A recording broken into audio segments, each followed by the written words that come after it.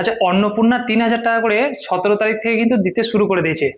এর মধ্যে অনেকের টাকা কিন্তু ঢুকে গেছে এবং এখনো অনেকেই বাকি আছে যে তাদের টাকা ঢোকেনি। যারা জুলাই মাসের 10 তারিখ পর্যন্ত তার আগে আবেদন করেছিল তারাই একমাত্র টাকা পাচ্ছে। তারপরে যারা আবেদন করেছেন তাদের টাকা কিন্তু এখন পাবেন না। তাদের ভেরিফিকেশন হবে, কিছুদিন পরে হয়তো ঢুকতে পারে বা পরের মাসে আপনারা পাবেন।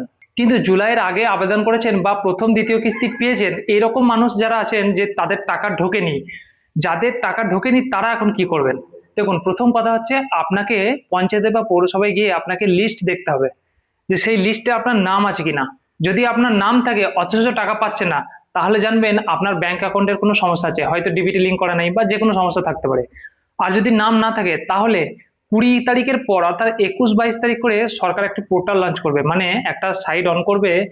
আপনি সেখানে চেক করে নিতে পারবেন যে আপনার অন্নপূর্ণার টাকাটা কেন ঢোকেনি। আপনি দেখতে পাবেন যে কি কি কারণে আপনার টাকাটা ঢোকেনি, এবং আপনার যদি মনে হয় যে আপনি যোগ্য ব্যক্তি অথচ টাকা পাচ্ছেন না, তাহলে আপনি কিন্তু আবার সেটা ফর্মটা এডিট করে আবার নতুন করে সাবমিট করতে পারবেন। আর যদি দেখেন যে না, সঠিক কারণেই আমাকে বাতিল করে দেওয়া হয়েছে, হয়তো ট্যাক্স পে করছেন বা অন্য কিছু, তাহলে কিন্তু আপনি অন্নপূর্ণার যোগ্য নয়, আপনি পাবেন না। আর যদি মনে হয় যোগ্য, তাহলে কিন্তু আপনাকে এই কাজটা করতে হবে।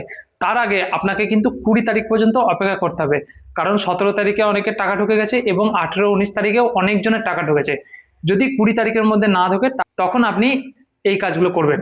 এছাড়াও আর একটা কথাও বলেছে সরকারের তরফ থেকে, যে অনলাইনে যাদের সাবমিট করা নেই বা যারা চেক করতে পারবেন না, যে কোনো সমস্যার কারণে যদি অনলাইনে না হয়, তাহলে আপনাকে একটা দরখাস্ত লিখতে হবে এবং ভোটার স্লিপ, আধার কার্ড, মানে ভোটার স্লিপ বলতে ভোটার যে ভোট দিয়েছিলেন যে স্লিপটা আছে ওই স্লিপটা, কিংবা ভোটার কার্ডটা, আধার কার্ডটা, আর ওই অন্নপূর্ণা ভান্ডারে যে অ্যাপ্লিকেশন নাম্বারটা হয় সেই নাম্বারটা নিয়ে আপনাকে বিডিওতে যেতে হবে।